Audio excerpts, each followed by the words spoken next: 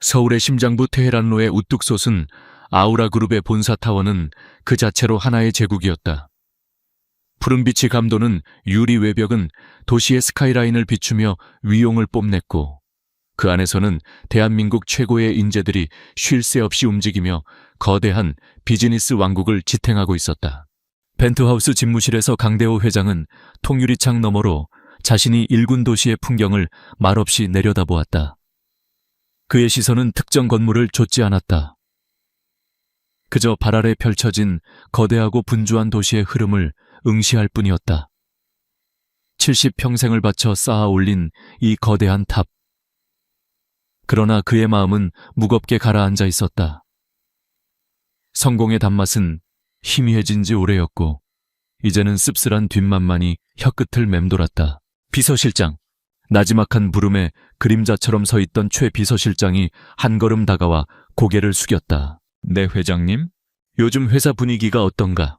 질문은 평이했지만 최 비서실장은 그 안에 담긴 무게를 알기에 신중하게 단어를 골랐다. 모두들 맡은 바 업무에 최선을 다하고 있습니다.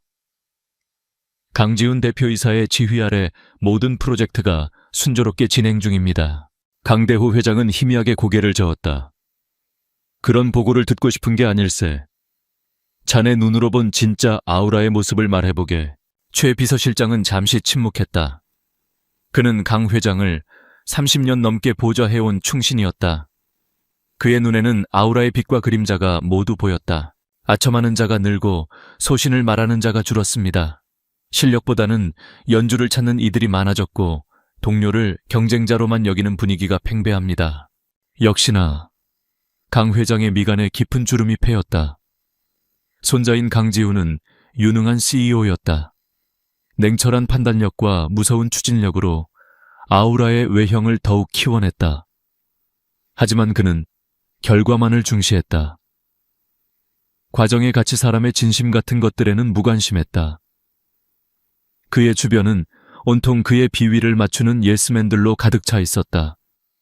마치 단단하지만 영혼 없는 강철성처럼. 지훈이는 아직 멀었어. 저 아이는 이 제국의 왕이 될 자격은 갖췄을지 몰라도 아버지가 될 자격은 아직 없어. 강 회장은 자리에서 일어나 집무실 안쪽에 있는 작은 방으로 향했다. 그곳에는 값비싼 양복 대신 낡고 허름한 작업복 한 벌이 옷걸이에 걸려 있었다. 회색빛의 청소부 유니폼이었다. 계획대로 진행하게. 오늘부터 나는 아우라 그룹의 회장 강대호가 아닐세. 그저 이 건물 어딘가를 청소하는 늙은이 김민수일 뿐이야. 최 비서실장의 얼굴에 만류의 빛이 스쳤다. 회장님, 다시 한번 생각해보심이 위험할 수 있습니다. 회장님의 건강도 염려되고요. 가장 위험한 건 이대로 아우라의 정신이 썩어 문드러지는 걸 지켜만 보는 일이야. 강 회장의 목소리는 단호했다. 내 눈으로 직접 확인할 걸세. 이 거대한 건물 안에서 누가 진짜 보석이고 누가 그저 빛나는 돌멩이인지, 누가 진심으로 땀 흘리고 누가 남의 땀을 훔치려 하는지. 그는 익숙하게 작업복으로 갈아입었다. 수십 년간 몸에 붙었던 최고급 원단의 감촉 대신 거칠고 뻣뻣한 천이 피부에 닿았다. 권위와 부의 상징이었던 명품 시계와 반지를 서랍에 넣고 대신 때 묻은 면장갑을 손에 꼈다. 거울 앞에 선 그의 모습은 더 이상 대한민국 재계를 호령하는 거인이 아니었다. 그저 평생의 고단함이 어깨에 내려앉은 평범하고 늙은 노동자일 뿐이었다. 그는 일부러 허리를 더 구부정하게 굽히고 걸음걸이를 느리고 힘없게 만들었다. 완벽한 변신이었다. 아우라그룹 전략기획팀 사무실은 아침부터 팽팽한 긴장감이 흘렀다. 최연소 팀장인 박민주는 날카로운 눈으로 팀원들의 보고서를 훑고 있었다. 그는 입사 10년 만에 초고속 승진을 거듭한 인물로 뛰어난 실력만큼이나 야망과 권위의식도 강했다. 이서연 씨, 이게 지금 보고서라고 쓴 겁니까? 시장 분석 데이터가 이게 다예요. 이런 걸로 컨펌 받을 수 있을 거라고 생각했어요. 날카로운 질책이 사무실 한가운데를 갈랐다. 모든 시선이 인턴 사원인 이서연에게로 쏠렸다. 그녀는 작은 체구에 화장기 없는 수수한 얼굴을 하고 있었다. 하지만 질책을 받는 와중에도 그녀의 눈빛은 흐트러짐 없이 침착했다. 죄송합니다, 팀장님. 어제까지 입수 가능한 최신 데이터는 모두 반영했습니다. 현재 추가 자료를 해외 지사에 요청해둔 상태입니다. 말대꾸하지 말고 인턴이면 인턴답게 시키는 일이나 똑바로 해요. 변명은 필요 없어. 박민주는 그녀의 보고서를 책상 위로 던지듯 내려놓았다. 주변의 몇몇 팀원들이 키득거리며 그녀를 쳐다보았다. 이서연은 묵묵히 고개를 숙이고 흩어진 서류를 주었다. 그녀의 두 주먹이 자신도 모르게 살짝 쥐어졌다 펴졌다. 괜찮아. 이런 취급은 익숙했다. 가난한 집안 형편에 변변한 배경도 없는 자신에게 세상은 그리 친절하지 않았다. 오직 실력으로 증명하는 수밖에 없었다. 그녀는 다시 자리에 앉아 묵묵히 키보드를 두드리기 시작했다. 그때 사무실 입구에 허름한 청소 카트가 나타났다. 김민수가 된 강대호 회장이었다. 그는 일부러 소리를 내지 않으려 조심하며 휴지통을 비우기 시작했다. 직원들은 그를 없는 사람 취급했다. 누구 하나 눈길을 주는 이가 없었다. 그들의 세계에서 늙은 청소부는 배경의 일부일 뿐 인격체로 존중받을 대상이 아니었다. 강 회장은 박민준 팀장의 자리로 다가갔다. 그는 보란듯이 서류 뭉치를 휴지통에 던져넣고는 청소 카트가 거슬린다는 듯 짜증 섞인 목소리로 말했다. 아저씨 좀 비켜봐요. 알짱거리지 말고. 일하는데 방해되잖아요. 강 회장은 말없이 고개를 숙이고 카트를 옆으로 뺐다. 속에서 뜨거운 것이 울컥 치밀었지만 그는 표정을 바꾸지 않았다. 이것이 바로 자신이 확인하고 싶었던 현실이었다. 강자에게는 한없이 비굴하고 약자에게는 이토록 오만한 모습. 그는 다음으로 이서연의 자리로 향했다. 그녀의 휴지통은 다른 사람들과 달리 깨끗했다. 작은 과자 부스러기 하나 없었다. 그는 그녀의 책상 옆에서 일부러 발을 헛디디는 척하며 들고 있던 먼지떨이를 바닥에 떨어뜨렸다. 아이쿠. 힘없는 신음소리와 함께 먼지가 풀풀 날렸다. 바로 옆자리의 직원은 인상을 찌푸리며 코를 막을 뿐이었다. 박민주는 진짜 뭐 하는 거야 라며 신경질을 냈다. 그 순간 자리에서 벌떡 일어난 것은 이서연이었다. 그녀는 재빨리 다가와 바닥에 주저앉아 있는 강 회장의 팔을 부축했다. 어르신 괜찮으세요? 걱정이 가득 담긴 목소리였다. 그녀는 주변의 눈치는 전혀 보지 않았다. 그저 눈앞에 노인이 넘어진 것을 걱정할 뿐이었다. 그녀는 자신의 서랍에서 물티슈를 꺼내 강 회장이 주운 먼지떨이를 닦아주고 그의 손에 묻은 먼지를 털어주었다. 다치신 데는 없으세요? 잠시 앉아서 쉬세요. 강 회장은 아무 말도 할 수 없었다. 그는 그저 고개를 끄덕이며 소녀가 내민 손길을 받아들였다. 수십 년 만에 처음 느껴보는 아무런 대가도 계산도 없는 순수한 친절이었다. 그는 이서연의 눈을 보았다. 그 안에는 동정도 시혜도 없었다. 그저 사람에 대한 따뜻한 존중이 담겨 있을 뿐이었다. 고맙구나 아가씨. 별 말씀을요. 조심하세요. 이서연은 가볍게 미소 짓고는 다시 자기 자리로 돌아가 일에 몰두했다. 마치 방금 전의 일은 아무것도 아니라는 듯이. 그 모습을 지켜보는 강 회장의 눈시울이 뜨거워졌다. 그날 오후 강 회장은 창고에서 청소 도구를 정리하며 잠시 숨을 돌리고 있었다. 그때 이서연이 작은 종이컵 2개를 들고 조심스럽게 다가왔다. 어르신 잠시 쉬면서 하세요. 따뜻한 커피예요.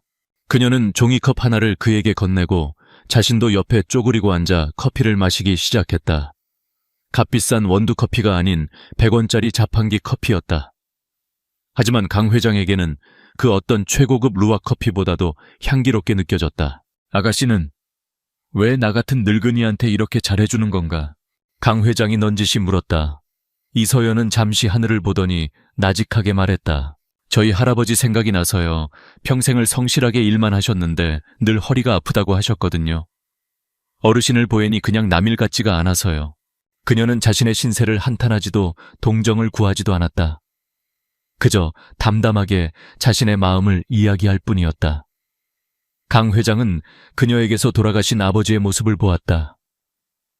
평생을 정직과 성실이라는 두 단어만 가슴에 품고 살았던 분. 아우라그룹의 초석이 되었던 바로 그 정신이었다. 첫날의 위장 근무가 끝났다. 다시 펜트하우스로 돌아온 강 회장은 샤워를 마치고 최고급 실크 가운을 걸쳤다. 하지만 그의 마음은 여전히 허름한 회색 작업복을 입고 있었다. 오늘 하루 그는 아우라의 가장 밑바닥에서 가장 추악한 모습과 가장 고귀한 모습을 동시에 목격했다. 최 비서실장이 조용히 들어와 보고했다. 박민준 팀장, 최근 실적 부풀리기와 법인카드 유용에 대한 정황이 포착되었습니다. 이서연 인턴은 지방대 출신에 현재 병든 홀어머니를 모시고 사는 것으로 확인되었습니다. 강 회장은 고개를 끄덕였다. 그는 창밖의 야경을 다시 바라보았다. 수많은 빌딩들이 뿜어내는 불빛이 별처럼 반짝였다. 하지만 이제 그의 눈에는 그 불빛들이 다르게 보였다. 어떤 빛은 탐욕으로 번들거렸고 어떤 빛은 허영으로 깜빡였다. 그리고 그 수많은 빛들 속에서 그는 오늘 낮에 보았던 작지만 따뜻한 빛 하나를 떠올렸다. 진흙 속에서도 오염되지 않고 자신의 빛을 지키는 진주, 이서연. 계속하게 이 연극 이제 막 일막이 올랐을 뿐이야. 그의 목소리에는 차가운 분노와 함께 희미한 희망이 섞여 있었다. 이튿날 강대호 회장은 동이 트기도 전에 회사에 도착했다. 어둠이 채 가시지 않은 사무실은 고요했고 도시의 소음 대신 자신의 발소리와 청소 카트 끄는 소리만이 복도를 울렸다. 그는 일부러 전략기획팀 사무실을 가장 먼저 찾았다. 그리고 예상대로 그곳에는 이미 불이 켜져 있었다. 이서연이었다. 그녀는 아직 아무도 출근하지 않은 사무실에 홀로 앉아 밤새 도착한 해외 지사의 자료를 정리하고 있었다. 헝클어진 머리를 대충 질끈 묶고 두꺼운 안경 너머의 눈은 오직 모니터에만 고정되어 있었다. 그녀의 책상 위에는 다 식어버린 커피와 반쯤 먹다 남은 삼각김밥이 놓여 있었다. 강 회장은 조용히 그녀의 뒷모습을 바라보았다. 저 작은 어깨에 얼마나 많은 짐을 짊어지고 있는 것일까. 그는 일부러 소리를 내지 않고 조용히 다른 구역으로 카트를 옮겼다. 오전 업무가 시작되자 사무실은 다시금 살벌한 기운으로 가득 찼다. 박민준 팀장은 어젯밤 상부로부터 보고서가 반려되었다는 사실에 잔뜩 날이 서 있었다. 그는 애꿎은 팀원들에게 화풀이를 해댔다. 김 대리 보고서에 오타가 이게 뭐야? 눈은 장식으로 달고 다녀. 최 주임자네. 아이디어는 10년 전에도 써먹던 거야. 창의성이라는 게 없어. 공포 분위기 속에서 모두가 숨을 죽였다. 오직 이서연만이 묵묵히 자신의 일을 계속했다. 그녀는 밤새 정리한 자료를 바탕으로 새로운 분석 보고서를 거의 완성해가고 있었다. 박민주는 그런 그녀의 모습이 더 거슬렸다. 마치 자신을 무시하는 듯한 태도로 느껴졌기 때문이다.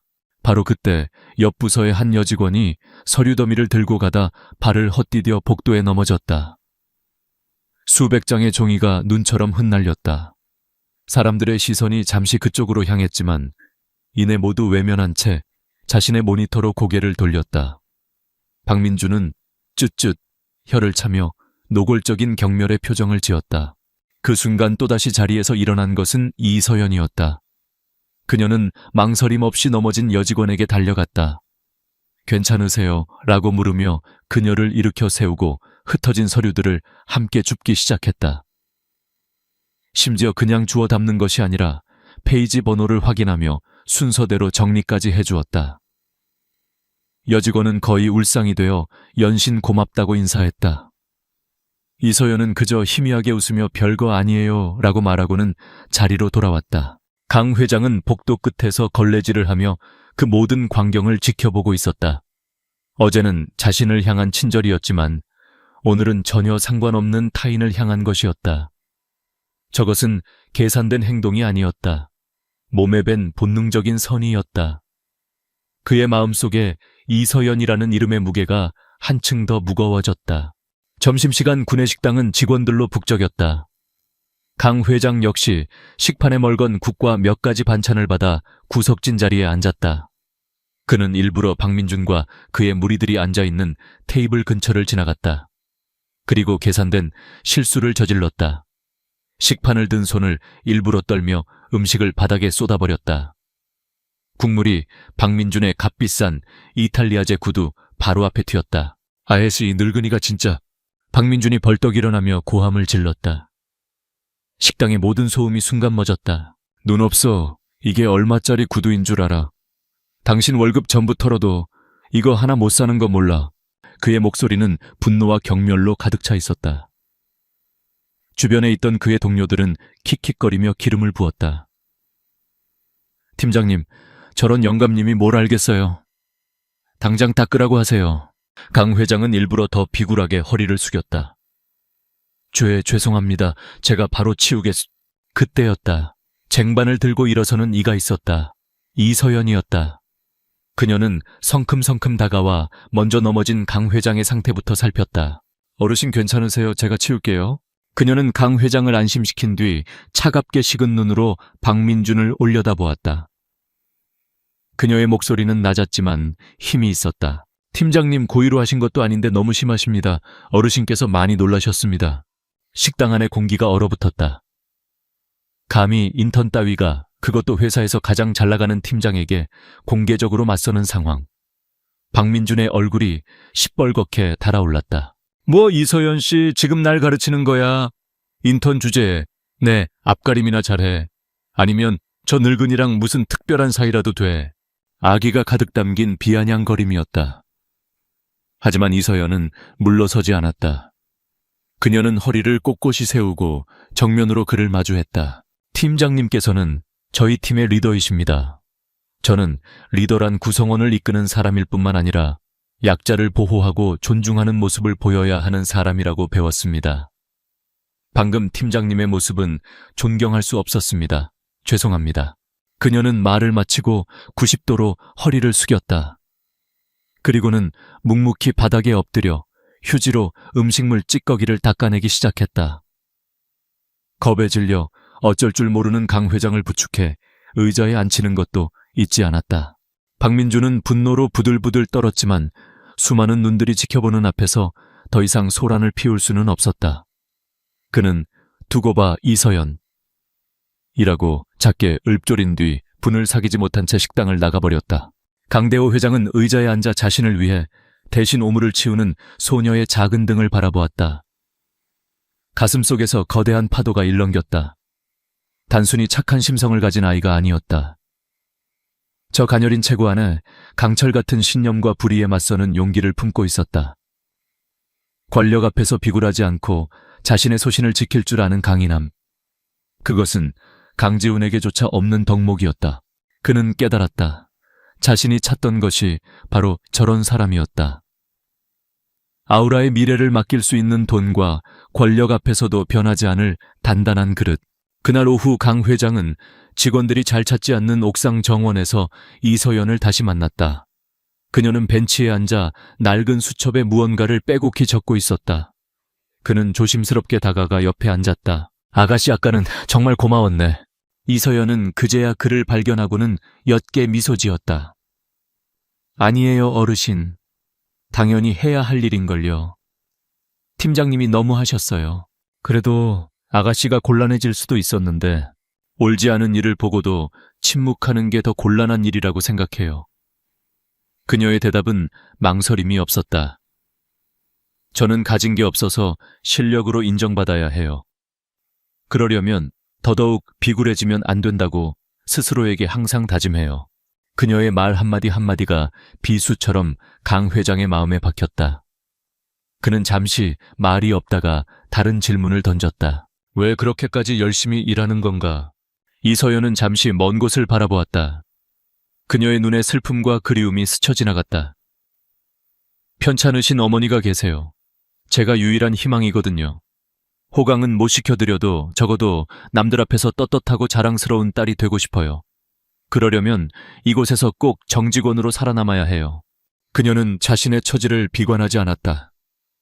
오히려 그것을 동력 삼아 앞으로 나아가고 있었다. 대화를 마친 강 회장은 다시 자신의 자리로 돌아왔다.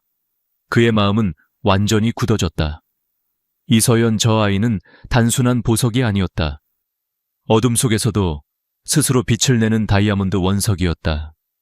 조금만 다듬어주면 아우라 전체를 비출 휘광을 뿜어낼 것이 분명했다. 그는 즉시 최 비서실장에게 비밀리에 연락했다.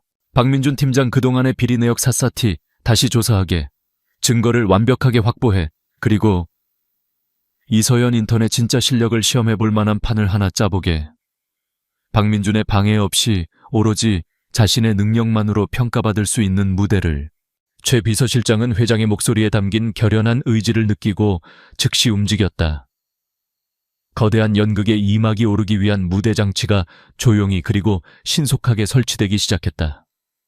시간은 속절없이 흘렀다. 강대호 회장이 김민수로 살아온 지 2주가 지났다.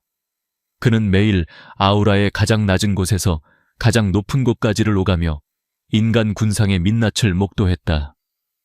그리고 그의 확신은 날이 갈수록 단단해졌다. 이서연은 진짜였고 박민준은 썩어 있었다. 이제는 그 둘을 제대로 된 시험대 위에 올릴 때였다. 최 비서실장을 통한 강 회장의 보이지 않는 손이 움직였다. 전략기획본부에 긴급 프로젝트가 하나 떨어졌다. 잠재적 M&A 대상인 유망기술 스타트업 넥서스테크에 대한 인수 타당성 분석. 마감 기한은 단 일주일. 보고는 본부장에게 직접 이루어지는 무게감이 상당한 프로젝트였다. 아니나 다를까 박민준은 이 기회를 놓치지 않았다. 그는 팀 회의에서 이렇게 선언했다. 이번 프로젝트는 우리 팀의 역량을 보여줄 중요한 기회입니다. 특히 이서연 씨에게는 특별한 기회를 주고자 합니다. 그는 미소까지 지어 보이며 말했다. 프로젝트의 핵심인 넥서스테크의 재무 리스크 분석 파트를 이서연 씨에게 맡기겠습니다. 인턴이지만 능력이 출중하니 이번 기회에 제대로 실력 발휘를 해보세요. 팀원들의 시선에 미묘한 질투와 시기가 섞였다.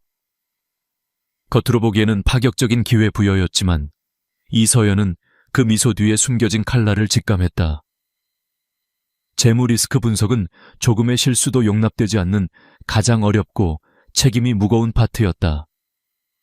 성공하면 본전, 실패하면 모든 책임을 뒤집어쓰게 될 외나무다리였다. 하지만 그녀에게 선택지는 없었다. 오히려 이것이 자신을 증명할 유일한 길이라고 생각했다. 감사합니다, 팀장님. 최선을 다하겠습니다. 그날부터 이서연의 전쟁이 시작됐다.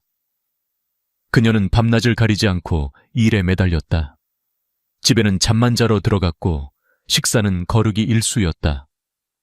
수천 페이지에 달하는 재무제표와 데이터 속에서 그녀는 단 하나의 오류라도 찾아내기 위해 눈에 불을 켰다. 그런 그녀를 김민수는 조용히 지켜보았다.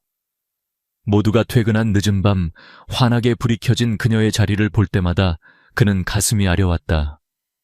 그는 가끔 그녀의 책상 위에 따뜻한 캔커피나 작은 빵을 몰래 놓고 가곤 했다. 쪽지 같은 것은 없었다. 그저 조용한 응원이었다. 이서연은 누가 놓고 갔는지 알 수 없었지만 그 작은 온기에 잠시나마 미소를 지으며 다시 힘을 내곤 했다. 발표를 하루 앞둔 밤, 마침내 이서연은 모든 분석을 끝마쳤다. 몇 번이나 교차 검증을 거친 완벽한 보고서였다. 그녀는 최종 파일을 팀 공유 서버에 저장하고 녹초가 된 몸을 이끌고 사무실을 나섰다. 그녀의 컴퓨터 화면이 꺼지고 사무실이 어둠에 잠긴 지 1시간쯤 지났을까. 검은 그림자가 소리 없이 사무실로 들어섰다. 박민준이었다. 그는 주위를 살핀 뒤 이서연의 컴퓨터를 켰다. 미리 알아둔 그녀의 비밀번호를 입력하자 바탕화면이 나타났다. 그는 능숙하게 공유 서버에 접속해 이서연이 올린 최종 보고서 파일을 열었다. 그리고 그의 입가에 비열한 미소가 걸렸다. 그는 보고서의 핵심 데이터, 즉 넥서스테크의 부채 비율과 잠재부실 채권 수치를 교묘하게 수정하기 시작했다. 소수점 위치를 하나 바꾸고 숫자 69를 9로 바꾸는 식이었다. 일반적인 검토 과정에서는 쉽게 발견하기 힘든 하지만 보고서의 결론을 완전히 뒤바꿔버릴 치명적인 조작이었다. 그는 넥서스테크를 실제보다 훨씬 더 건실하고 위험 부담이 적은 회사로 둔갑시켰다. 마지막으로 그는 파일의 최종 수정자 기록이 이서연의 이름으로 남도록 조작한 뒤 유유히 자리를 떴다. 완벽한 범죄였다. 다음 날 본부장과 주요 임원들이 참석한 내부 보고회. 박민준의 소개에 이어 이서연이 발표를 시작했다. 그녀는 조작된 데이터를 바탕으로 넥서스테크에 대한 공격적인 인수합병을 자신 있게 제안했다. 발표 초반 본부장을 비롯한 임원들의 표정은 긍정적이었다. 바로 그 순간 박민준이 손을 들었다. 잠깐만요, 이서연 씨. 지금 발표한 수치 뭔가 좀 이상한데요. 그는 일부러 놀란 척하며 말했다. 그러고는 원본 데이터를 스크린에 띄웠다. 이게 원본 데이터인데 이서연 씨 보고서의 부채 비율이 터무니없이 낮게 책정되어 있습니다.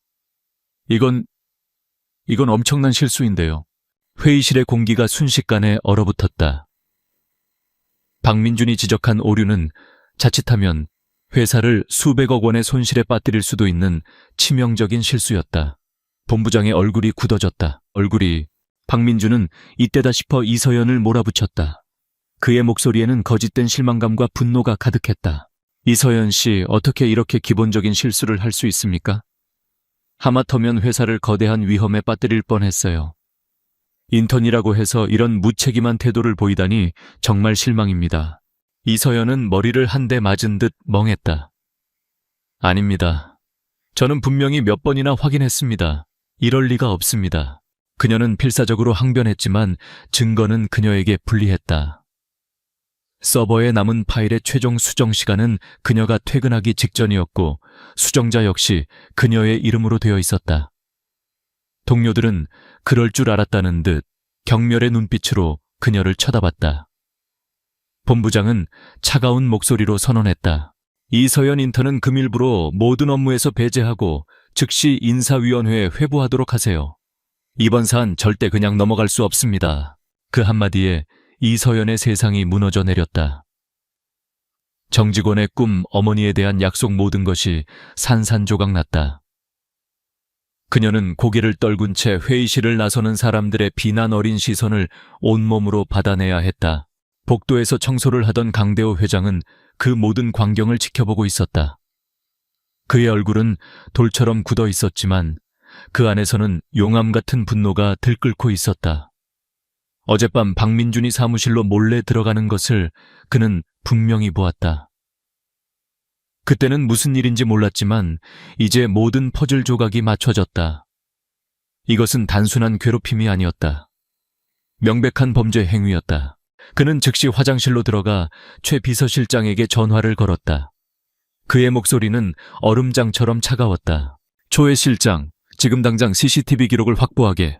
어젯밤 10시부터 오늘 아침 7시까지 전략기획팀 사무실 복도와 입구 전체, 그리고 박민준 팀장의 PC 접속 기록, 서버 파일 접근, 로그 전부 다.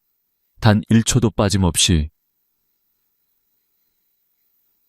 최 비서실장은 회장의 목소리에 담긴 살기를 느끼고 지체 없이 움직였다. 이것이 바로 회장이 기다리던 순간이라는 것을 직감했다. 부패의 증거를 잡아낼 결정적인 순간. 잠시 후 강 회장은 텅 빈 비상계단에서 이서연을 발견했다. 그녀는 홀로 주저앉아 소리 없이 울고 있었다. 터져나오는 울음을 필사적으로 참느라 작은 어깨가 가늘게 떨렸다. 그녀는 자신의 절망을 누구에게도 보이고 싶지 않은 듯했다. 강 회장은 아무 말 없이 그녀의 아래 계단에 앉았다. 그리고는 자판기에서 뽑아온 따뜻한 캔커피 하나를 그녀 옆에 조용히 놓아주었다. 예전에 그녀가 자신에게 그랬던 것처럼 나지막한 목소리가 계단에 울렸다. 진실은 언젠가 밝혀지는 법이야. 너무 상심하지 말게. 누군지 모를 이의 작은 위로. 그 익숙한 온기에 이서연은 간신히 버티고 있던 눈물을 터뜨리고 말았다. 이서연은 인생 최악의 나락으로 떨어졌다. 박민준은 눈엣 가시를 제거했다는 생각에 승리감에 도취해 있었다.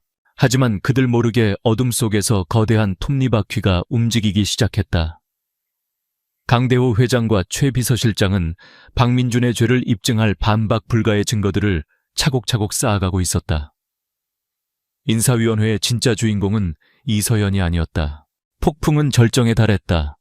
그리고 폭풍이 지나간 뒤에 찾아올 고요함은 아우라그룹의 모든 것을 바꿔놓을 것이었다. 아우라그룹 본사 30층 대회의실. 공기는 무겁고 차가웠다. 이서연의 징계위원회가 열리는 곳이었다. 그녀는 거대한 테이블 한쪽에 홀로 앉아 있었다. 맞은편에는 인사부장 법무팀장, 그리고 전략기획본부장이 무표정한 얼굴로 앉아 있었다. 그리고 상석에는 이 모든 것을 주관하는 냉철한 눈빛의 CEO 강지훈이 앉아 있었다. 강지훈은 이 상황이 몹시 마음에 들지 않았다. 불필요한 감정 소모, 비효율적인 절차. 그는 눈앞의 인턴을 훑어보았다. 겁에 질려 있으면서도 눈빛만은 꺾이지 않으려는 기색이 역력했다. 유능해 보이지도 악의적으로 보이지도 않는 평범한 인턴. 하지만 증거는 명백했다. 데이터와 팩트를 신봉하는 그에게 그녀의 억울하다는 항변은 그저 소음일 뿐이었다. 인사부장이 딱딱한 목소리로 징계 사유를 낭독했다. 상기 사유로 이서연 인턴이 회사에 막대한 금전적 손실을 끼칠 수 있는 중대한 과실을 저질렀음이 인정됨으로 본 위원회는 고심 끝에 해고를 결정하는 바입니다. 해고라는 단어가 비수처럼 이서연의 가슴에 박혔다. 세상이 빙글 도는 것 같았다. 주요 증인으로 참석한 박민주는 슬픔과 안타까움이 뒤섞인 표정으로 연기하며 마지막 쐐기를 박았다. 아끼는 후배였는데 정말 안타깝습니다. 하지만 회사의 원칙을 위해서는 어쩔 수 없는 결정이라고 생각합니다. 강지훈은 모든 것을 들으며 마음을 굳혔다. 불쾌하지만 필요한 정리 절차였다. 그가 최종 결재를 위해 입을 열려는 순간이었다. 쾅! 육중한 회의실 문이 천천히 그리고 요란하게 열렸다. 모든 사람의 시선이 문으로 향했다. 그들의 얼굴에는 성가심과 의아함이 떠올랐다. 감히 CEO가 주관하는 징계위원회를 방해하는 자가 누구란 말인가. 문을 열고 들어온 것은 허름한 작업복 차림의 늙은 청소부 김민수였다. 그는 삐걱거리는 청소 카트를 밀며 회의실 안으로 들어왔다. 보안 요원들이 황급히 달려와 그의 앞을 막아섰다. 어르신, 여긴 들어오시면 안 됩니다. 어서 나가세요. 하지만 노인은 그들을 무시했다. 그는 느릿느릿하지만 멈춤 없이 회의실 중앙으로 카트를 밀고 들어왔다. 그는 경악하는 임원들의 얼굴 유령이라도 본 듯 새하얗게 질려버린 박민준의 얼굴, 그리고 무슨 상황인지 이해하지 못해 멍하니 자신을 바라보는 이서연의 얼굴을 차례로 훑었다. 마지막으로 그의 시선은 상석에 앉은 자신의 손자 강지훈에게 멎었다. 그리고 기적이 일어났다. 노인의 구부정했던 허리가 천천히 꼿꼿하게 펴졌다. 수십 년의 노동으로 굽은 듯 보였던 등은 온데간데 없고 그 자리에는 세월의 무게를 이겨낸 강건함이 서 있었다. 그는 더러운 작업용 모자를 벗어던졌다. 흐트러진 백발 아래 형형하게 빛나는 눈빛이 드러났다. 때 묻은 장갑을 벗자 늙었지만 고귀함이 서려 있는 손이 나타났다. 마침내 그가 입을 열었다. 그의 목소리는 더 이상 힘없고 갈라지지 않았다. 회의실 전체를 압도하는 위엄과 분노가 서린 목소리가 울려 퍼졌다. 내 회사에서 내 눈앞에서 이런 역겨운 연극이 벌어지고 있을 줄이야. 강지훈은 그 목소리를 듣는 순간 온몸이 얼어붙었다. 그는 자신의 귀를 의심했다. 세상에 단 하나뿐인 그의 뼛속까지 각인된 목소리였다. 할아버지. 할아버지라는 단어에 회의실이 술렁였다. 임원들은 경악하며 노인의 얼굴을 다시 쳐다보았다. 그제야 그들은 알아봤다. 아우라그룹의 창업주 살아있는 전설 강대호 회장. 박민주는 의자에서 거의 쓰러질 뻔했다. 그의 얼굴에서 핏기가 완전히 가셨다.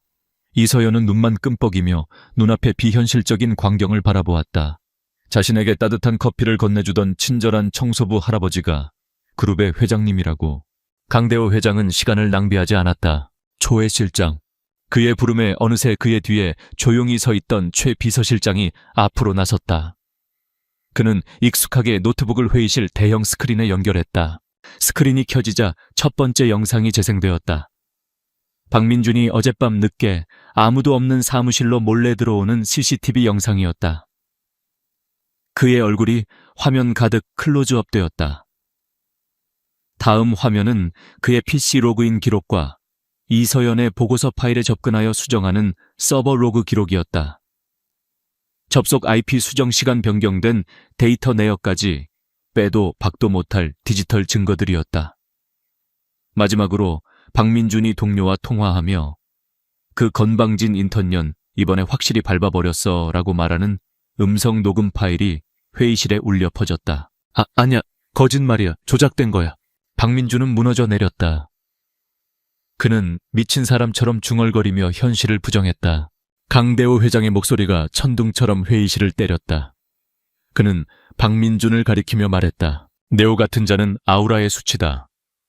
권력을 이용해 약자를 짓밟고 거짓으로 진실을 덮으려 한 죄 절대 용서할 수 없다. 그의 불호령은 거기서 그치지 않았다. 그는 징계위원석에 앉은 임원들을 향해 돌아섰다. 그리고 당신들도 마찬가지야. 진실을 보려는 노력도 없이 그저 서류 나부랭이와 그럴듯한 거짓말에 놀아났으니 당신들 눈에는 사람의 진심이 보이지 않는가? 오직 직급과 배경만 보이는가? 임원들은 고개를 들지 못했다. 강지훈 역시 마찬가지였다. 그는 부끄러움과 충격에 얼굴이 화끈거렸다. 할아버지가 왜 이런 일을 벌였는지 이제야 알 것 같았다. 이것은 단순한 징계위원회가 아니었다. 자신을 포함한 아우라 전체에 대한 시험이었다. 그리고 그들은 처참하게 낙제했다. 마지막으로 강 회장의 시선이 이서연에게 향했다. 그의 목소리는 언제 그랬냐는 듯 부드러워졌다. 이서연 인턴. 지난 몇 주간 나는 이 아이가 진정한 아우라의 인재라는 것을 내 눈으로 확인했다. 그녀는 뛰어난 실력뿐만 아니라 불의에 맞서는 용기와 약자를 향한 따뜻한 마음을 가졌다. 이 아이의 진심 하나가 여기 앉아있는 당신들의 그 잘난 머리들 전부를 합친 것보다 낫다. 그는 자리에서 일어나 모두에게 선언했다. 그의 목소리에는 한치의 흔들림도 없었다. 박민주는 금일부로 즉시 파면한다. 또한 회사에 끼친 유무형의 손해에 대해 민형사상 책임을 끝까지 묻겠다. 관련된 자들도 모두 엄중히 조사하여 처벌할 것. 그리고 그는 이서연을 보며 말을 이었다. 그리고 이서연 인턴은 오늘부로 정직원으로 특별 채용하고 내 직속인 회장 비서실로 발령내도록 하게. 회의실은 완전한 침묵에 휩싸였다. 누구도 감히 입을 열지 못했다. 단 몇 분 만에 벌어진 일이라고는 믿기 힘든 거대한 폭풍이었다. 강지훈은 자신의 할아버지와 그 옆에 서서 여전히 어안이 벙벙한 표정에 이서연을 번갈아 쳐다보았다.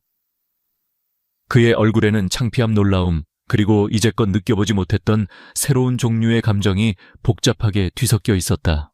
거짓된 연극에 막이 내렸다. 그리고 이제부터가 진짜 이야기의 시작이었다. 징계위원회가 파행으로 끝난 대회의실에는 무거운 침묵만이 감돌았다.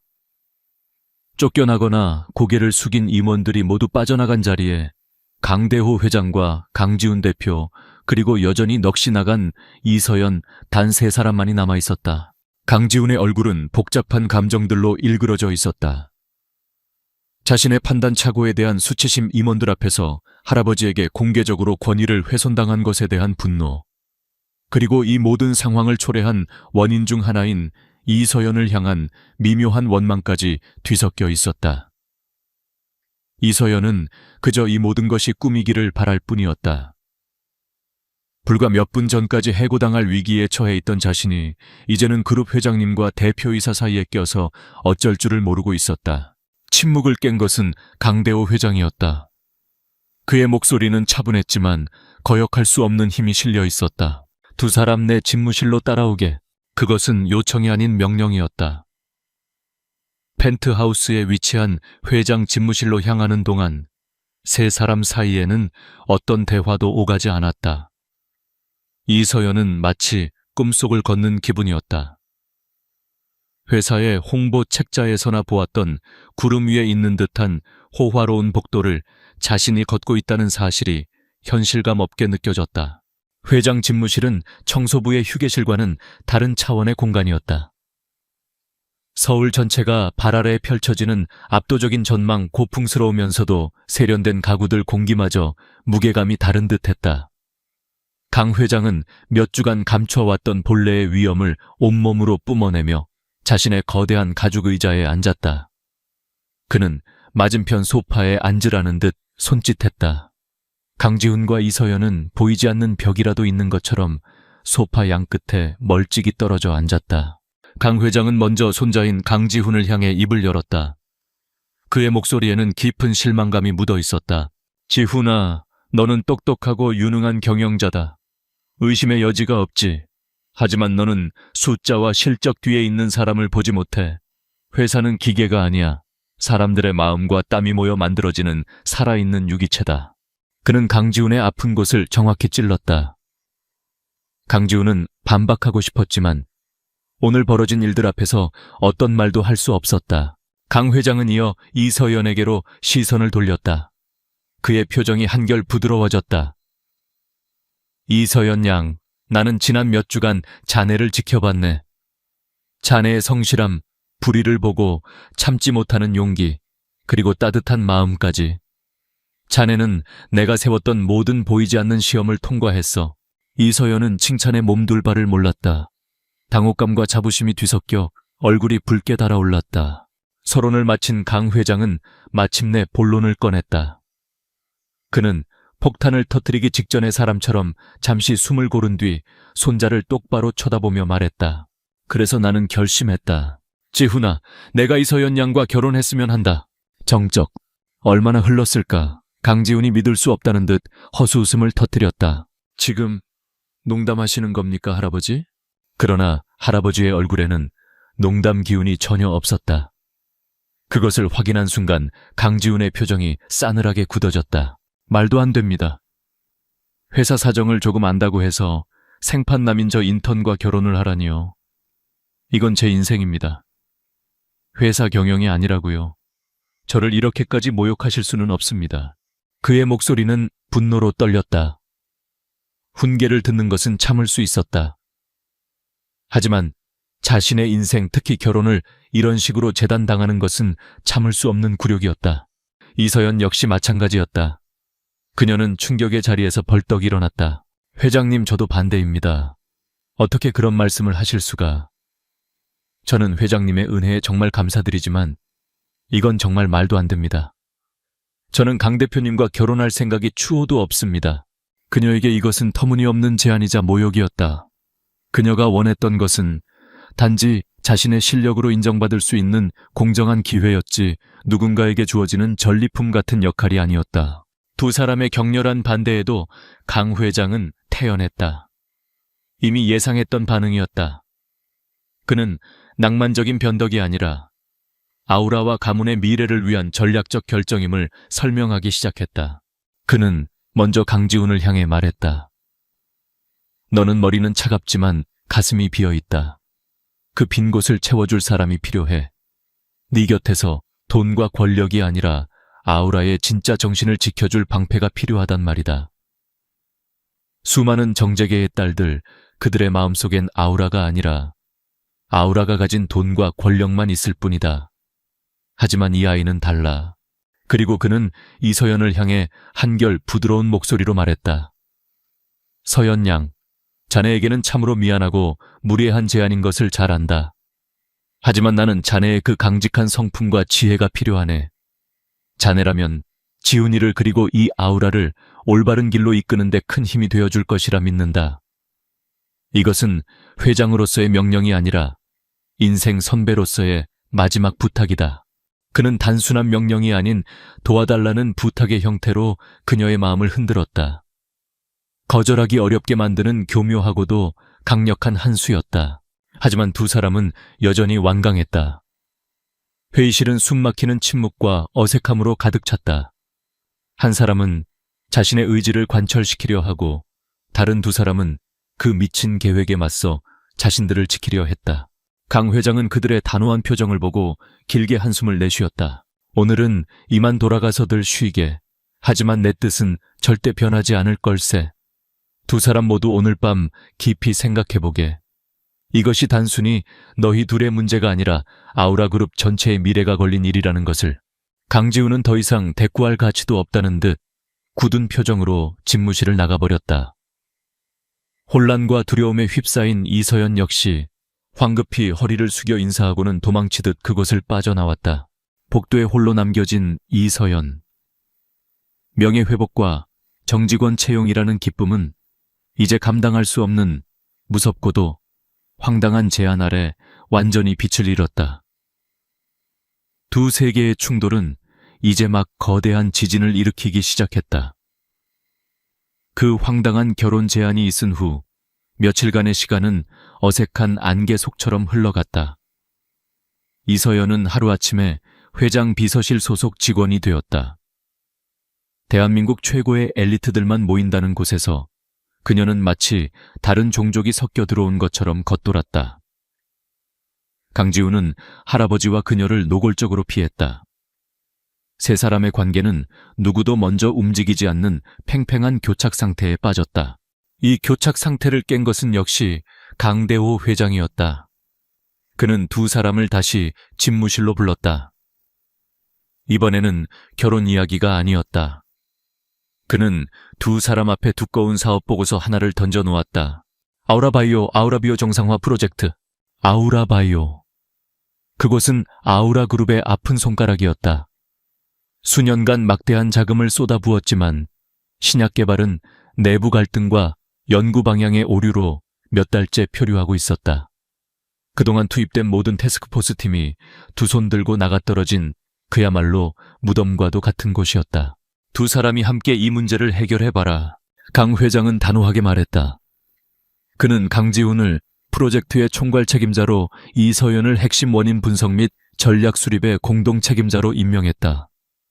강지훈은 거시적인 사업 전략을, 이서연은 데이터와 연구 기록팀 내부 역학을 파고들어 실패의 근본 원인을 찾아내는 역할이었다. 막강한 권한과 함께 숨막히는 데드라인도 주어졌다. 이 프로젝트의 성공 여부가 내 제안에 대한 너희의 대답이 될 것이다.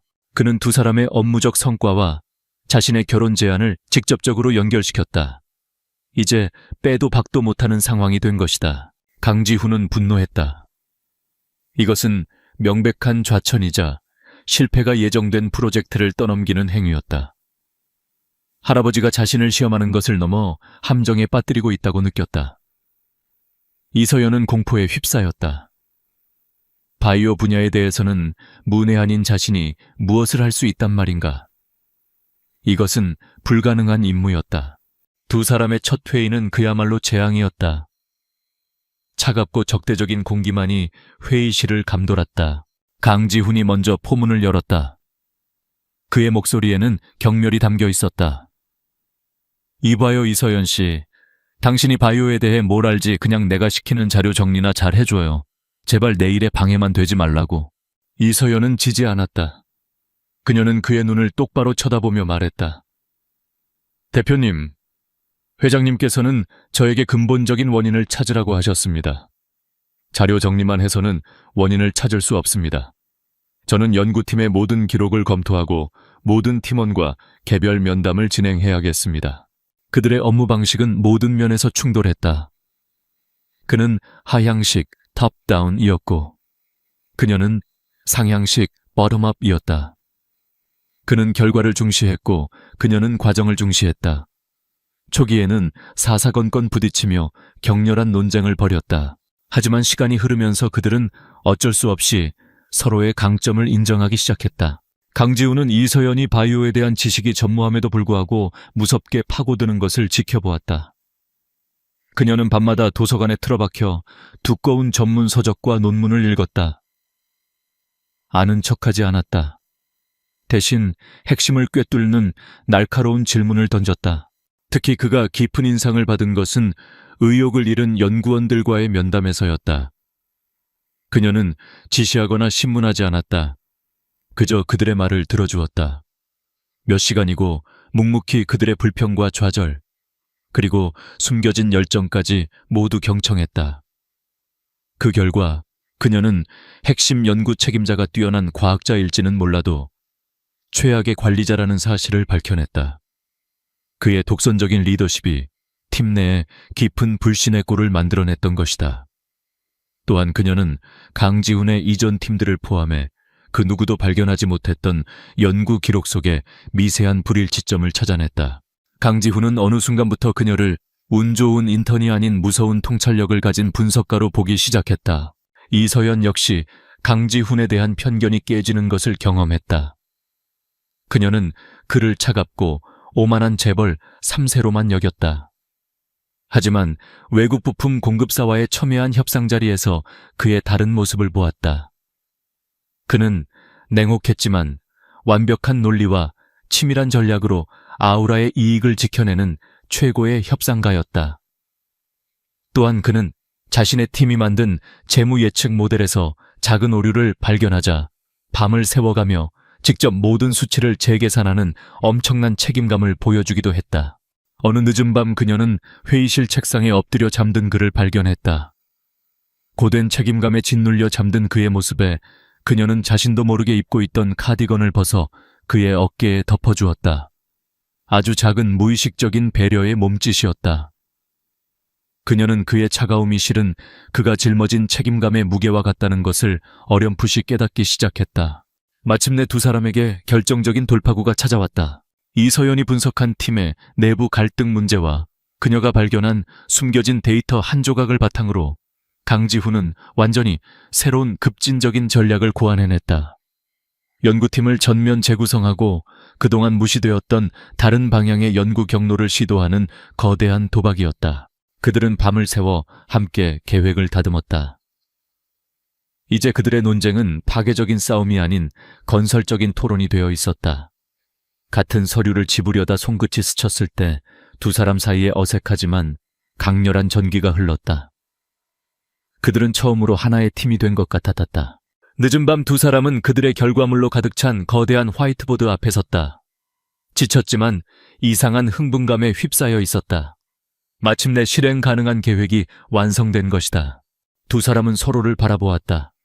더 이상 적대감도 어색함도 없었다. 그 자리에는 서로에 대한 존중과 막 싹트기 시작한 감탄이 자리하고 있었다. 강지훈이 먼저 입을 열었다. 그녀가 들어본 중 가장 부드러운 목소리였다. 이서연 씨, 당신이 아니었으면 절대 여기까지 오지 못했을 겁니다. 고마워요. 이서연이 희미하게 미소 지으며 대답했다. 대표님도요. 대표님이 아니었으면 이 데이터들은 그저 의미 없는 숫자에 불과했을 거예요. 어쩔 수 없이 시작된 불편한 동맹은 이제 진정한 파트너십으로 변모하기 시작하고 있었다. 불가능해 보였던 프로젝트는 마치 강대호 회장이 계획했던 것처럼 두 사람의 관계를 담금질하는 거대한 용광로가 되어 예상치 못했던 새로운 무언가를 만들어내고 있었다. 아우라 바이오의 운명을 결정할 이사회 보고의 날. 강지훈과 이서연은 나란히 발표석에 섰다. 이전의 적대감이나 어색함은 온데간데 없었다. 그들의 모습은 마치 오랫동안 합을 맞춰온 노련한 파트너처럼 자연스러웠다. 강지훈이 먼저 프로젝트의 전체적인 전략과 재무적 기대 효과를 브리핑했다. 그의 발표는 군더더기 없이 명료했고 모든 수치는 완벽하게 논리를 뒷받침했다. 이사들의 얼굴에 감탄의 빛이 스쳤다. 이전과는 다른 확신과 깊이가 느껴지는 발표였다.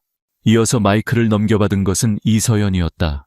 그녀는 실패의 근본 원인이었던 팀 내부의 구조적 문제와 데이터 분석을 통해 발견한 새로운 가능성을 차분히 설명해 나갔다. 그녀의 목소리는 부드러웠지만 그 안에는 누구도 반박할 수 없는 날카로운 통찰력과 설득력이 담겨 있었다. 그녀는 복잡한 연구 데이터를 모든 사람이 이해할 수 있는 쉬운 언어로 풀어내는 놀라운 능력을 보여주었다. 두 사람의 발표는 완벽한 이중주와 같았다. 강지훈의 거시적인 비전과 이서연의 미시적인 분석이 시실과 날실처럼 엮여 아우라, 바이오의 미래에 대한 거대하고도 정교한 청사진을 그려냈다. 발표가 끝나자 회의실에는 잠시 정적이 흘렀다. 이내 한 이사가 입을 열었고 곧이어 폭풍 같은 박수갈채가 터져 나왔다. 그것은 실패의 무덤에서 기적을 일궈낸 두 젊은 리더에 대한 진심 어린 찬사였다. 가장 뒷자리에서 모든 것을 지켜보던 강대호 회장의 입가에 희미한 미소가 번졌다. 그는 두 사람이 함께 만들어낸 결과물뿐만 아니라 서로를 바라보는 눈빛 속에서 조용히 피어나는 신뢰와 존중을 보았다. 그의 도박은 이미 절반 이상 성공한 셈이었다. 그날 저녁 성공적인 발표를 자축하는 회식 자리가 끝난 후 강지훈은 이서연에게 잠시 함께 걷자고 제안했다. 두 사람은 아무 말 없이 한강변의 산책로를 걸었다. 시원한 강바람이 두 사람의 얼굴을 스쳤다. 먼저 침묵을 깬 것은 강지훈이었다. 오늘 정말 멋졌어요, 이서연 씨. 그는 더 이상 그녀를 운 좋은 인턴이나 할아버지의 낙하산으로 보지 않았다. 그녀는 그의 동등한 파트너이자 그가 미처 보지 못했던 세상을 보게 해준 사람이었다. 대표님이야말로요. 이서연이 부드럽게 화답했다. 대표님의 결단력이 없었다면 제 분석은 그저 종이 위에 머물렀을 거예요. 두 사람은 잠시 멈춰서서 반짝이는 강 건너 도시의 야경을 바라보았다. 그 수많은 불빛 속에서 두 사람은 더 이상 외롭지 않았다. 강지훈이 그녀를 향해 몸을 돌렸다. 그의 눈빛은 전에 없이 진지했다. 서연 씨, 할아버지의 제안 처음에는 정말 말도 안 되는 모욕이라고 생각했습니다. 내 인생을 마음대로 재단하려는 폭력이라고 여겼어요. 그는 잠시 숨을 골랐다. 그의 목소리가 조금 떨리고 있었다. 하지만 지금은 아닙니다. 당신과 함께 일하면서 저는 제가 얼마나 편협하고 오만한 사람이었는지 깨달았습니다. 당신은 제게 숫자 너머에 있는 사람의 마음을 보는 법을 가르쳐 주었습니다. 저는 당신이라는 사람을 더 알고 싶어졌습니다. 할아버지의 명령 때문이 아니라 제 자신의 의지로요. 이서연의 심장이 세차게 뛰기 시작했다. 그녀 역시 마찬가지였다. 처음에는 그저 차갑고 재수 없는 사람이라고만 생각했다. 하지만 그의 고독한 어깨와 그가 짊어진 책임의 무게를 보면서 그녀는 그를 이해하게 되었다. 그리고 존경하게 되었다. 그녀는 용기를 내어 자신의 마음을 고백했다. 저도 마찬가지예요. 저는 대표님을 통해 진정한 리더가 어떤 모습이어야 하는지 보았어요. 그리고 자꾸만 대표님을 신경 쓰고 있는 제 자신을 발견했어요. 강지훈의 얼굴에 천천히 미소가 번졌다. 그는 조심스럽게 그녀의 손을 잡았다. 그녀는 피하지 않았다. 두 사람의 손이 따뜻하게 맞닿았다. 어색했던 계약의 시작이 이제는 진심이 담긴 관계의 시작으로 변모하는 순간이었다. 다음 날 두 사람은 함께 강대호 회장의 집무실을 찾았다. 이전처럼 따로따로가 아닌 손을 꼭 잡은 채였다. 강 회장은 아무 말 없이 그들을 바라보았다. 그의 눈빛은 모든 것을 알고 있다는 듯 깊었다. 강지훈이 먼저 입을 열었다. 그의 목소리에는 이제 완전한 확신이 서려 있었다. 할아버지, 저희 결혼하겠습니다. 강 회장의 눈썹이 살짝 올라갔다. 강지훈은 말을 이었다. 하지만 할아버지의 명령에 따르는 것이 아닙니다. 이것은 저희 두 사람의 결정입니다. 저희는 서로에게서 그리고 함께 만들어갈 미래에서 가능성을 보았습니다. 저희는 서로를 존중하고 사랑하며 아우라를 함께 이끌어갈 최고의 파트너가 될 수 있다고 믿습니다. 이서연 역시 고개를 끄덕이며 그의 말에 힘을 실었다. 회장님의 큰 그림에 감사드립니다. 하지만 저희는 이제 저희 자신의 그림을 그려나가고 싶습니다. 그들의 당당한 선언에 강대호 회장은 마침내 소리내어 웃었다. 아주 오랫동안 잊고 있던 진심에서 우러나오는 만족스러운 웃음이었다. 그래, 그거야. 내가 원했던 것이 바로 그거였다. 그는 자리에서 일어나 두 사람에게 다가와 그들의 손을 따뜻하게 잡아주었다. 나는 그저 너희에게 서로를 들여다볼 기회를 주고 싶었을 뿐이다. 억지로 맺어진 관계가 아니라 서로의 가치를 알아보고 스스로 선택한 관계야말로 가장 단단한 법이지. 아우라의 미래는 이제 너희 두 사람에게 달렸다. 가짜 가난뱅이 노인의 시험으로 시작된 기묘한 인연은 마침내 진짜 사랑과 신뢰의 결실을 맺었다. 그들의 결혼은 정재계를 떠들썩하게 만든 가장 큰 이슈가 되었지만 두 사람은 외부의 시선에 흔들리지 않았다. 그들은 단순한 부부가 아니었다. 때로는 냉철한 비즈니스 파트너로, 때로는 서로의 가장 큰 버팀목이 되어주며 아우라 그룹의 새로운 바람을 불어넣었다. 강지훈의 날카로운 전략에 이서연의 따뜻한 통찰력이 더해지자 아우라 그룹은 이전보다 더 단단하고 건강한 제국으로 성장해 나갔다.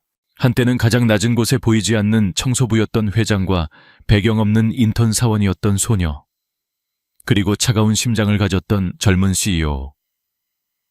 세 사람의 이야기는 아우라 그룹의 전설로 남아 진정한 가치는 직위나 배경이 아닌 사람의 진실한 마음에 있다는 것을 오랫동안 이야기하게 될 것이었다. 장마가 시작된 여름 젊은 엔지니어 최시우의 장례식은 비에 젖어 한없이 무겁고 축축했다. 영정 사진 속의 아들은 너무나도 밝게 웃고 있었다. 그 미소를 볼 때마다 아버지 최민준의 심장은 갈갈이 찢어지는 듯했다. 시우는 대한민국 최고의 자동차 회사 누리자동차의 가장 촉망받는 엔진 연구원이었다. 하지만 불과 한 달 전 그는 회사의 핵심 기술을 유출하고 신형 엔진 개발 프로젝트에 치명적인 오류를 일으켰다는 오명을 뒤집어 쓴 채 스스로 목숨을 끊었다. 장례식장에는 회사의 동료들이 찾아와 슬픔을 나누었다. 프로젝트를 총괄했던 윤태수 상무 역시 비통한 표정으로 조문객들을 맞았다. 그는 유족 대표로 나선 최민준의 앞에서 위선적인 눈물을 흘리며 말했다. 정말 안타깝습니다. 시우는 우리 회사의 가장 위대한 인재였습니다. 하지만 때로는 혁신에 대한 과도한 압박감이 젊은 영혼을 비극적인 선택으로 이끌기도 하지요. 회사의 입장에서도 유감스러운 손실이 아닐 수 없습니다. 그의 말 속에는 시우의 죽음이 마치 그의 나약함과 실수 때문인 것처럼 교묘하게 책임을 전가하는 가시가 숨어 있었다. 최민준은 아무 말 없이 그저 고개만 숙였다. 하지만 그의 텅 빈 눈동자 안에서는 차가운 분노의 불꽃이 조용히 타오르고 있었다. 그는 알고 있었다. 자신의 아들은 결코 그런 선택을 할 아이가 아니었다는 것을. 그 배후에는 반드시 무언가 거대한 거짓이 숨어 있을 터였다. 몇 달 후, 대한민국 기계공학의 살아있는 전설, 엔진의 마이스터라 불렸던 최민준은 세상에서 사라졌다. 대신 그의 모습을 한 허리가 구부정하고 희끗희끗한 머리를 한 초라한 행색의 노인이 나타났다. 그의 이름은 최민식이었다. 그는 자신의 모든 경력과 신분을 지우고 가짜 이력서를 만들어 누리자동차의 청소부 모집에 지원했다. 아무도 그의 정체를 의심하지 않았다. 누가 전설적인 엔지니어가 자신이 세운 것이나 다름없는 회사의 가장 낮은 곳으로 돌아오리라 상상이나 했겠는가. 그의 첫 출근날, 최민준, 아니 이제는 최민식은 낡은 청소부 유니폼을 입고 거대한 누리자동차 타워의 로비 바닥을 닦고 있었다. 눈부신 대리석 바닥 위로 성공을 향해 질주하는 젊은 직원들의 구두 소리가 울려 퍼졌다. 그때 거만한 발걸음 소리와 함께 윤태수 상무가 그의 곁을 지나갔다.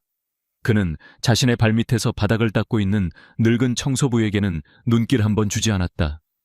최민식의 눈에 그는 더 이상 아들의 상사가 아니었다. 그는 이제 자신의 복수의 목표물이었다. 최민식은 완벽한 보이지 않는 사람이 되었다. 그는 청소 카트를 밀며 건물의 모든 곳을 돌아다녔다. 그는 로비를 닦고 화장실을 청소하고 그리고 마침내 자신의 아들이 마지막까지 일했던 엔진 연구개발팀의 사무실 쓰레기통을 비웠다. 그는 보이지 않았기에 모든 것을 보고 들을 수 있었다. 그는 직원들이 나누는 대화의 조각들을 주워 모았다. 신형 엔진의 결함에 대해 불안해하는 젊은 연구원들의 속삭임, 윤태수 상무의 독단적인 프로젝트 강행에 대한 불만. 그는 거대한 거짓의 성벽을 무너뜨릴 작은 균열들을 하나씩 조용히 수집하기 시작했다. 그날 밤 모두가 퇴근하고 텅 빈 사무실. 최민식은 아들의 옛자리였던 지금은 다른 직원이 앉아있는 책상 주변을 청소하고 있었다. 그는 책상 밑에 쓰레기통을 비우다 그 안에서 구겨진 종이 조각 하나를 발견했다. 그는 무심코 종이를 펼쳐보았다. 그것은 아들 시우의 필체로 쓰인 작은 메모였다. 알터전 RPM 이상에서 공진 주파수 불안정, 치명적 결함 발생 가능성, 윤 상무님께 보고드렸으나 듣지 않으신다. 더 확실한 증거를 찾아야만 해. 최민준의 손이 가늘게 떨려왔다. 이것은 아들이 남긴 마지막 투쟁의 흔적이자 윤태수의 범죄를 증명할 첫 번째 증거였다. 그는 조심스럽게 메모지를 접어 자신의 주머니 가장 깊숙한 곳에 넣었다. 그의 눈빛이 텅 빈 사무실의 어둠 속에서 차가운 불꽃처럼 이글거렸다. 보이지 않는 사람의 조용하고도 가장 철저한 복수는 그렇게 시작되고 있었다. 최민식이라는 이름의 유령은 매일 밤 누리자동차 타워를 배회했다. 낮 동안 그는 그저 허리를 굽혀 묵묵히 바닥을 닦는 존재감 없는 늙은 청소부였다.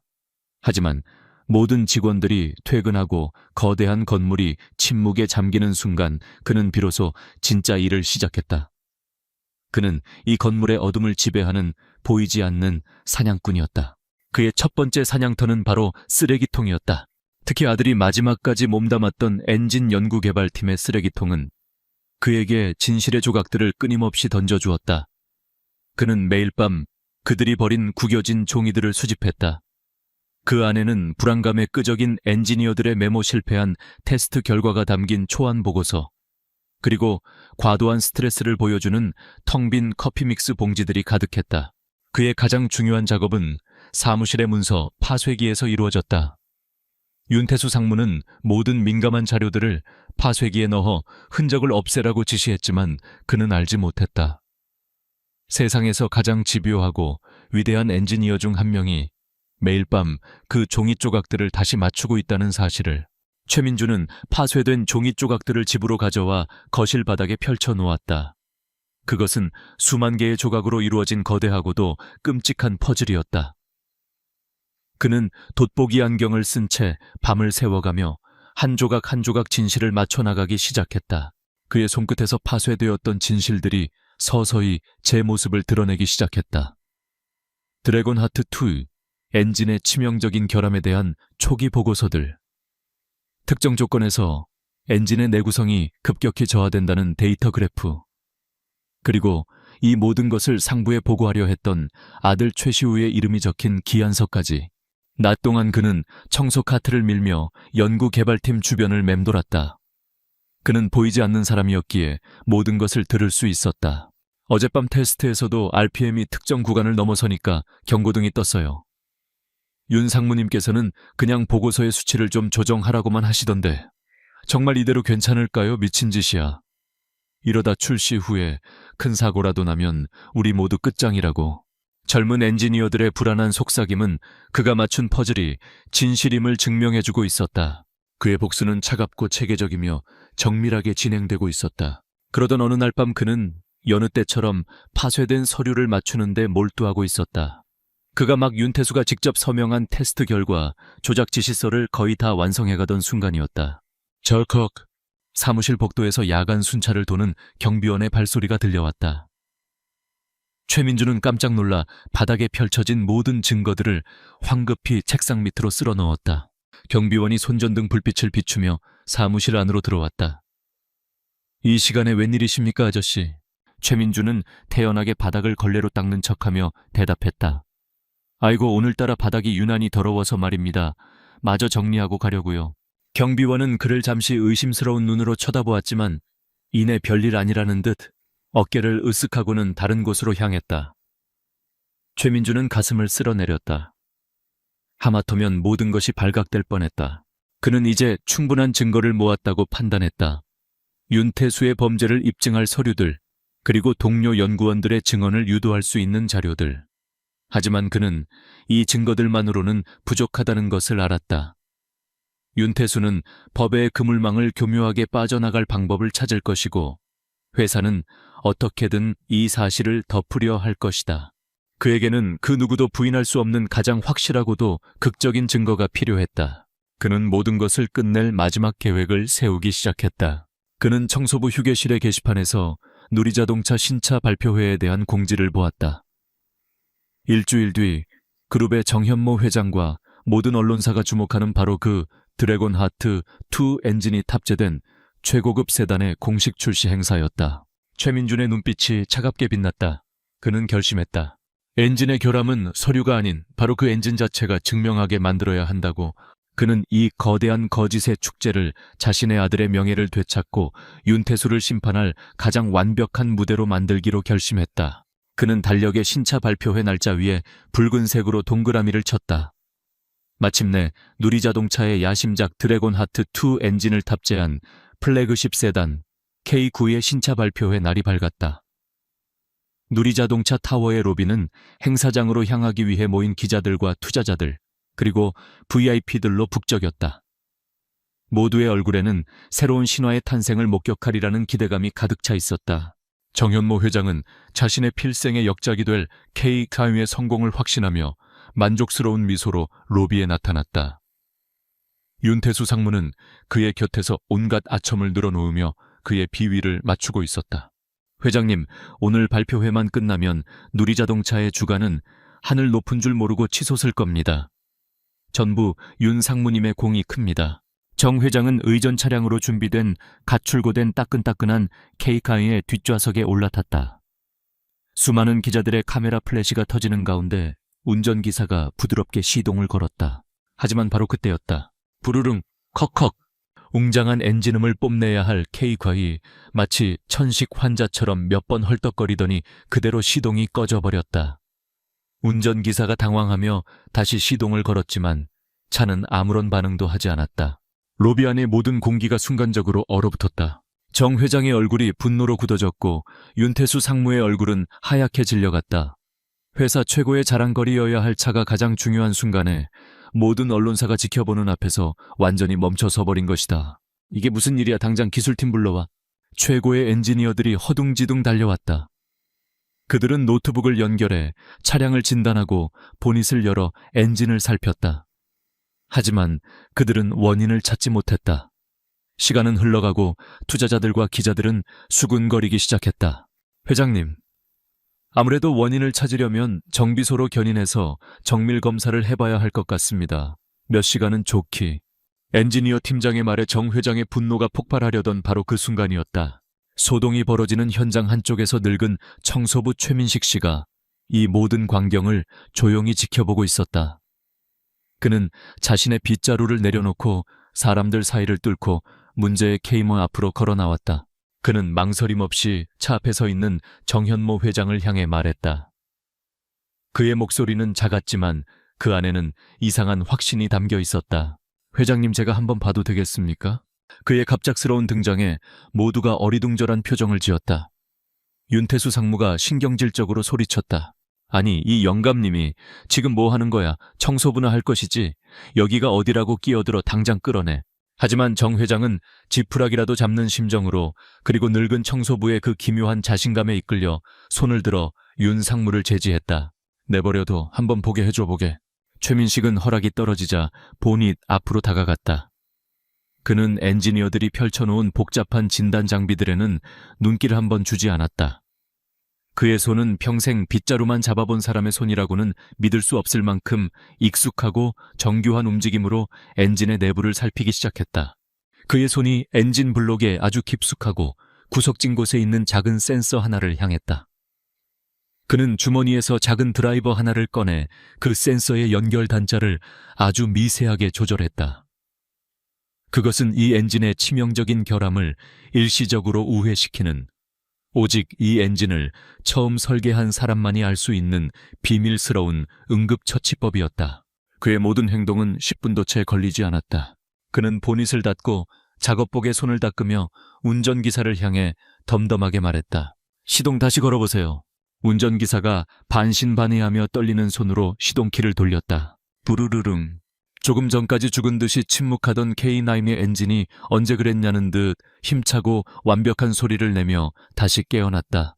로비 안의 모든 사람들이 유령이라도 본 듯 입을 다물지 못했다. 최고의 엔지니어들도 찾아내지 못한 문제를 늙은 청소부 하나가 단 10분 만에 해결한 것이다. 윤태수 상무의 얼굴은 공포로 완전히 일그러져 있었다. 정현모 회장은 차에서 내렸다. 그는 다른 모든 사람들을 무시하고 오직 한 사람 늙은 청소부 최민식에게로 걸어갔다. 그는 그의 앞에 서서 그의 눈을 똑바로 쳐다보았다. 그의 눈에는 경외와 함께 깊은 의심과 호기심이 담겨 있었다.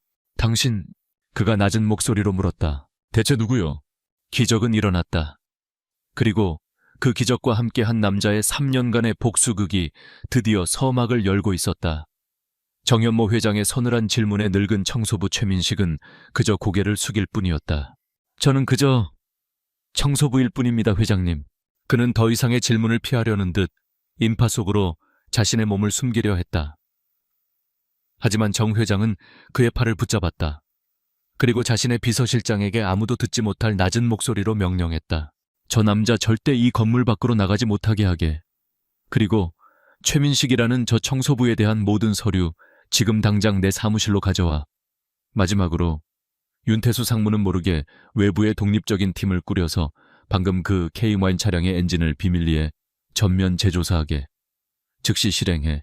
그의 명령은 신속하고 은밀하게 실행되었다. 잠시 후 회장실. 정현모 회장은 자신의 앞에 놓인 최민식이라는 이름의 너무나도 간단하고 평범한 이력서를 보고 있었다. 그의 직감은 이 서류가 모두 거짓이라고 말하고 있었다. 그는 자신의 정보팀에게 이 남자의 진짜 정체를, 그의 과거를 샅샅이 파헤치라고 지시했다. 동시에 외부의 자동차 전문가들로 구성된 비밀조사팀 역시 K-마임의 엔진을 분해하고 분석하기 시작했다. 몇 시간이 흐르고 두 개의 보고서가 거의 동시에 그의 책상 위에 올라왔다. 첫 번째 보고서는 최민식이라는 남자의 진짜 정체에 대한 것이었다. 그의 진짜 이름은 최민준. 대한민국 자동차 엔진 설계 분야의 살아있는 전설. 누리자동차의 심장 드래곤 하트, 엔진의 최초 개발자, 그리고 얼마 전 회사의 기술을 유출하고 프로젝트에 막대한 손해를 끼쳤다는 오명을 쓴 채 스스로 목숨을 끊은 비운의 천재 엔지니어 최시우의 아버지였다. 정 회장은 보고서를 읽으며 손이 가늘게 떨리는 것을 느꼈다. 그리고 그는 두 번째 보고서를 열었다. 드래곤 하트 2 엔진에 대한 독립적인 분석 보고서였다. 보고서의 내용은 충격적이었다. 엔진은 특정 RPM 이상으로 과부하가 걸릴 경우 공진 주파수의 불안정으로 인해 치명적인 결함이 발생할 가능성이 매우 높다는 것이었다. 그리고 이 문제를 제기했던 최초의 보고서는 누군가에 의해 의도적으로 삭제되었으며 모든 데이터가 완벽하게 조작되었다는 사실까지 밝혀냈다. 그리고 그 데이터 조작 명령이 바로 윤태수 상무의 개인 단말기에서 실행되었다는 증거까지 첨부되어 있었다. 정현모 회장은 두 개의 보고서를 나란히 놓고 눈을 감았다. 이제 모든 퍼즐 조각이 맞춰지고 있었다. 최민준, 전설적인 엔지니어. 그는 아들의 죽음에 얽힌 진실을 파헤치기 위해 자신의 신분을 숨기고 복수를 위해 회사의 가장 낮은 곳으로 스스로 들어왔던 것이다. 그리고 오늘 그는 회장의 차를 고친 것이 아니었다. 그는 회장의 목숨을 담보로 아들이 마지막까지 경고했던 그 엔진의 치명적인 결함을 세상에서 가장 극적인 방식으로 자신의 눈앞에서 직접 증명해 보인 것이었다. 정 회장의 온몸에 소름이 돋았다. 그는 자신의 가장 유능한 임원이라 믿었던 윤태수의 배신에 분노했고 그의 탐욕 때문에 억울하게 죽어간 젊은 엔지니어의 비극에 깊은 죄책감을 느꼈다. 그리고 무엇보다 아들의 명예를 되찾기 위해 자신의 모든 것을 버리고 지난 몇 년간 유령처럼 회사에 머물며 칼을 갈아온 한 아버지의 그 처절한 복수 계획 앞에서 그는 경외감마저 느꼈다. 그는 더 이상 이 사태를 방관할 수 없었다. 그는 한때 자신이 눈 감아주었던 회사의 썩은 종양을 이제는 자신의 손으로 직접 도려내야만 했다. 정현모 회장은 수화기를 들었다. 그의 목소리에는 이 제국의 왕으로서의 차갑고도 단호한 결단이 담겨 있었다. 윤태수 상무 지금 당장 내 방으로 들어오라고 하게. 그는 잠시 말을 멈췄다. 그리고 우리 회사의 청소부 최민식 씨도 이곳으로 초대하게. 아니, 최민준 선생이라고 정중히 모셔오게. 이제 회의를 시작할 시간이니 심판의 무대가 마침내 마련되고 있었다. 정현모 회장의 집무실. 그곳은 이제 한 기업의 운명과 한 아들의 명예, 그리고 한 아버지의 복수가 결정될 마지막 심판의 장소가 되어 있었다. 윤태수 상무가 가장 먼저 도착했다. 그는 무슨 일로 불려왔는지 전혀 짐작하지 못한 채 애써 태연한 표정을 짓고 있었다. 그는 정 회장이 지난번의 케이카이 문제를 질책하려는 것이라 짐작하고 어떻게 변명할지를 머릿속으로 계산하고 있었다. 잠시 후 집무실 문이 다시 열렸다. 그리고 회장의 비서가 낡은 청소부 유니폼 차림의 최민식 씨를 정중하게 안내해 안으로 들어왔다. 윤태수의 얼굴이 경악으로 물들었다. 회장님이 영감님은 어인일로. 그가 불쾌감을 노골적으로 드러내며 말했다. 하지만 정 회장은 그를 무시하고 최민식 아니 최민준을 향해 정중하게 말했다. 최민준 선생 이쪽으로 앉으시지요. 최민준. 그 진짜 이름이 불리는 순간 윤태수의 심장이 철렁 내려앉았다. 그의 머릿속이 복잡하게 돌아가기 시작했다. 하지만 그는 애써 침착함을 유지했다. 그는 이 늙은이가 자신의 정체를 밝혔다고 해도 물증이 없는 한 아무것도 할 수 없을 것이라 믿었다. 정 회장이 마침내 입을 열었다. 그의 목소리는 강철처럼 차가웠다. 윤 상무, 내가 비밀리에 지시했던 K9 엔진에 대한 독립조사 결과가 나왔네. 그는 보고서 한 부를 테이블 위로 던졌다. 엔진에서 고속주행 시 치명적인 공진 결함이 발생할 수 있다는 결과가 나왔어. 그리고 이 결함이 이미 몇 달 전에 보고되었으나 누군가에 의해 의도적으로 은폐되고 데이터가 조작되었다는 증거까지도. 윤태수는 기다렸다는 듯이 준비해온 변명을 늘어놓았다. 회장님, 그건 이미 사망한 최시우 연구원의 과실이었습니다. 그 젊은 친구가 압박감을 이기지 못하고 데이터를 잘못 처리한 후 그 책임을 감당하지 못해 무책임하게 스스로 목숨을 끊은 것입니다. 제가 모든 것을 바로잡으려 했지만 그의 뻔뻔한 거짓말에 그때까지 침묵을 지키고 있던 최민준이 마침내 입을 열었다. 그의 목소리는 조용했지만 회의실 전체를 얼어붙게 만드는 서늘한 무게를 담고 있었다. 거짓말. 그는 자리에서 일어나 자신이 지난 몇 달간 목숨처럼 모아온 증거들을 테이블 위에 하나씩 올려놓기 시작했다. 그는 가장 먼저 쓰레기통에서 발견했던 아들의 필체가 담긴 메모를 내려놓았다. 이것은 내 아들 시우가 결함을 발견하고 당신에게 보고하려 했으나 묵살당했다는 증거요. 다음으로 그가 밤을 새워 다시 맞춘 파쇄되었던 보고서들을 올려놓았다. 그리고 이것은 당신이 파기하라고 명령했던 엔진의 결함을 입증하는 원래의 테스트 데이터들이지. 그는 공학자로서 누구도 반박할 수 없는 논리로 엔진의 설계적 결함과 그 위험성을 조목조목 설명하기 시작했다. 그의 설명 앞에서 윤태수의 얼굴은 점점 더 하얗게 질려갔다. 이 모든 것이 당신이 당신의 책임을 회피하고 내 아들에게 모든 죄를 뒤집어 씌우기 위해 저지른 짓이라는 증거요. 윤태수 상무. 하지만 윤태수는 마지막까지 발악했다. 증거 불충분이야. 이건 전부 조작된 거야. 죽은 놈은 말이 없지. 바로 그 순간 최민준은 자신의 품에서 낡은 휴대폰 하나를 꺼내들었다. 내 아들은 말이 없지 않아. 그는 휴대폰에 녹음 파일을 재생했다. 휴대폰에서 죽은 아들 최시우의 절망으로 가득 찬 마지막 목소리가 흘러나오기 시작했다. 그것은 그가 죽기 전날 밤 아버지에게 마지막으로 남긴 음성 메시지였다. 아빠, 죄송해요. 저는 사람들을 위험에 빠뜨릴 수는 없어요. 하지만 윤 상무님이 무서워요. 저보고 데이터를 조작하라고 그러지 않으면 제 엔지니어 인생을 끝내버리겠다고 협박했어요. 아빠, 저는 이제 어떻게 해야 할지 모르겠어요. 아들의 흐느끼는 목소리. 그 모든 진실이 담긴 절규. 그것은 그 어떤 증거보다도 강력한 심장을 꿰뚫는 비수였다. 녹음이 끝나자 윤태수는 완전히 무너져 내렸다.